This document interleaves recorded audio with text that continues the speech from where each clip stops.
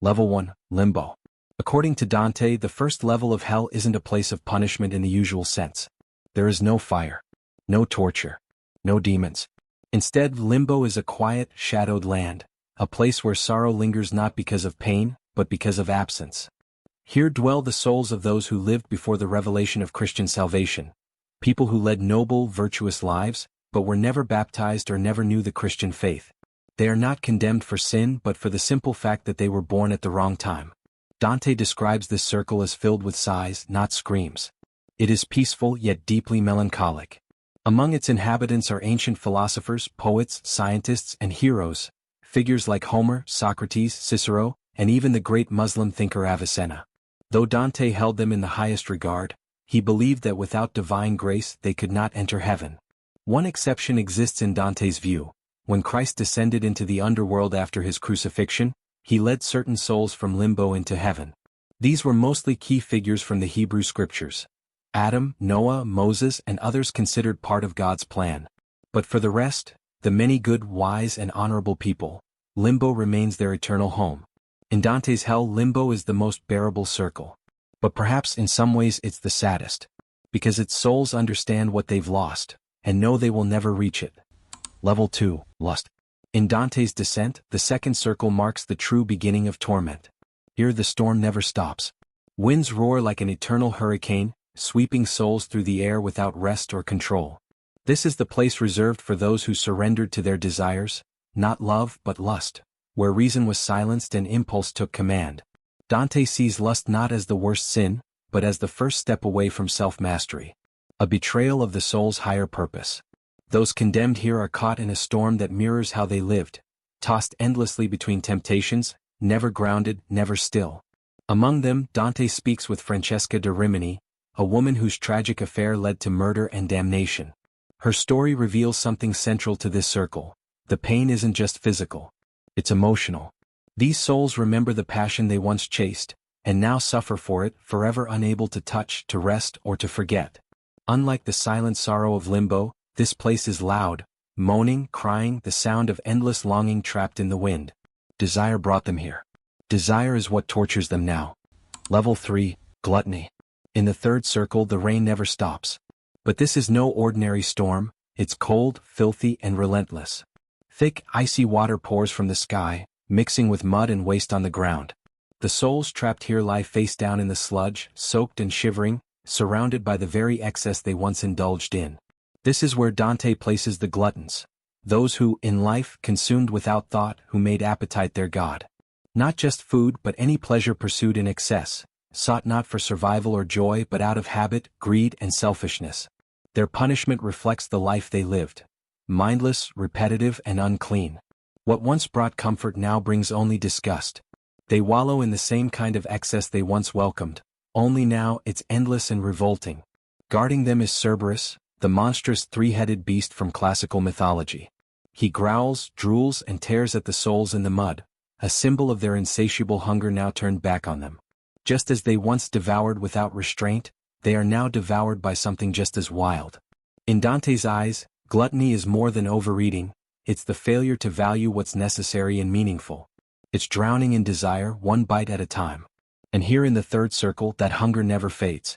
It only consumes. Level 4, Greed. In Dante's Descent, the fourth circle of hell is where the love of wealth turns into a curse.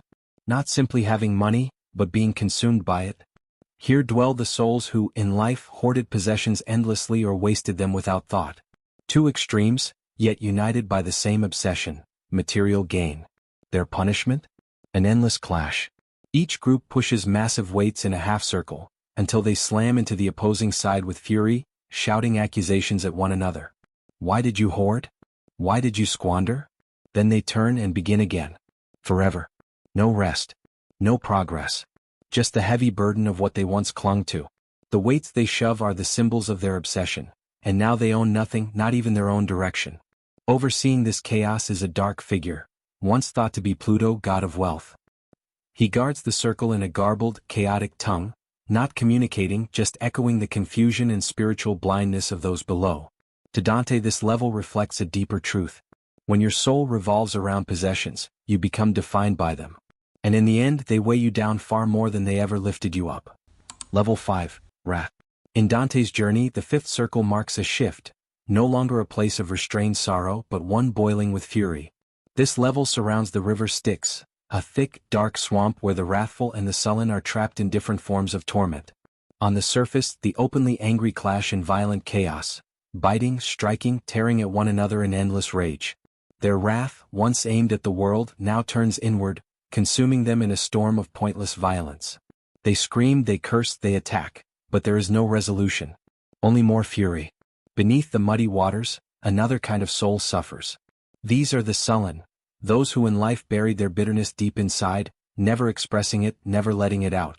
Now they are submerged in silence, drowned by their own suppressed resentment. They cannot speak.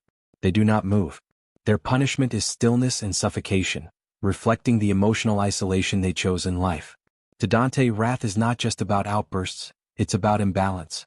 Whether it explodes outward or festers within, it disrupts the soul, corrupts judgment, and breaks connection with others. In this level, both extremes are punished side by side. One loud and violent, the other quiet and cold, both equally lost. Level 6, Heresy. In Dante's vision, the sixth circle of hell is reserved for those who rejected or opposed the accepted truths of faith, those who taught false doctrines or denied the immortality of the soul. They are called heretics, and their punishment reflects the fiery consequences of their beliefs. Here, the souls are trapped in tombs of burning stone, sealed forever within fiery graves. They lie conscious and aware, enduring eternal flames that consume their resting places without offering release. The flames symbolize both the destructive power of their false teachings and the eternal separation from true salvation. Among them are ancient skeptics, fallen priests, and those who deliberately spread ideas that challenged divine law. Dante believed their errors were so dangerous they warranted a punishment that was both physical and spiritual, captivity in fire, locked away from the light of truth. This circle is a reminder that denial of what is sacred carries a price far beyond mortal life. The heretic's torment is not just pain, it's the lasting consequence of turning away from eternal truth. Level 7, Violence. Dante's seventh circle is reserved for those who committed violence, but not all violence is the same. This circle is divided into 3 distinct rings, each punishing a different kind of violent sin. The first ring holds murderers and those who harmed others. Here, the guilty are submerged in a river of boiling blood. The deeper their cruelty in life, the deeper they sink. Centuries ago, warriors and tyrants now suffer endlessly, drowning in the very blood they spilled. The second ring punishes those who turned violence inward, those who destroyed themselves. Suicides are transformed into twisted, thorny trees, forever rooted in place. Their bodies are gone, but their souls remain trapped, torn apart and tormented by harpies, monstrous birds who feast on their painful branches. It is a cruel reflection of how they rejected their own lives. The third ring is reserved for those who committed violence against God, nature, or art, including blasphemers, sodomites, and usurers. They endure a barren desert, scorched by a relentless fiery rain. The ground is cracked and lifeless, and the fire burns without cease, a punishment as harsh and relentless as their sins. In Dante's vision, violence is not just physical harm, but a distortion of the natural order, and so its punishment is fittingly harsh and divided. Here, cruelty and destruction are met with eternal suffering, reflecting the gravity of taking life or defiling creation. Level 8, Fraud. In Dante's journey, the eighth circle of hell is reserved for those guilty of deception, the deliberate betrayal of trust through lies, trickery, and manipulation. This circle is vast and divided into 10 separate ditches, each designed to punish a specific kind of fraudulent behavior. Here, dishonesty takes many forms. Seducers who use charm to exploit others are whipped endlessly by demons. False prophets and fortune-tellers who twisted the future with lies are forced to walk with their heads turned backward, unable to see ahead. Corrupt politicians and bribers are immersed in boiling pitch, symbolizing their sticky, hidden corruption. Every punishment is tailored to fit the sin. The pain reflects the nature of the deceit. Those who cheated others for personal gain suffer endlessly in ways that mock their earthly crimes.